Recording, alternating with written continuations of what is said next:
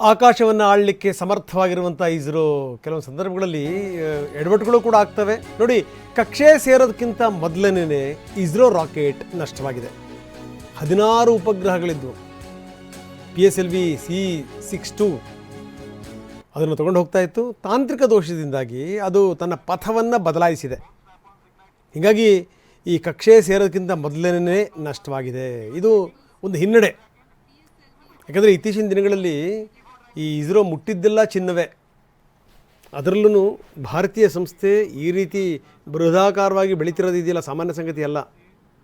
America ನಮಗೆ ಕೇಳ್ತಾ ಇತ್ತು, ಯಾವುದಾದ್ರೂ ನೀವು ಉಡಾಯಿಸಬೇಕು ಅಂತಂತಂದರೆ ದಯವಿಟ್ಟು ನಿಮ್ಮ ಕಡೆಯಿಂದ ಆಗಲಿ ಅಂತ. ಆದರೆ ಈಗ ಕಕ್ಷೆ ಸೇರೋಕ್ಕಿಂತ ಮೊದಲನೇ ಇಸ್ರೋ ರಾಕೆಟ್ ಪತನವಾಗಿದೆ.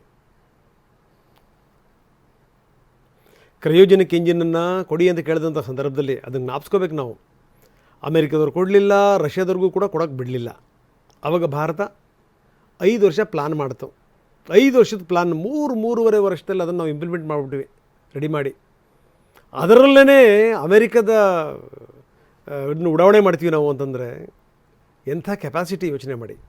ಆದರೆ ಇವತ್ತು ಎಲ್ಲೋ ಎಡವಟ್ಟಾಗಿದೆ. ಆಂಧ್ರ ಪ್ರದೇಶದ ಶ್ರೀಹರಿಕೋಟ,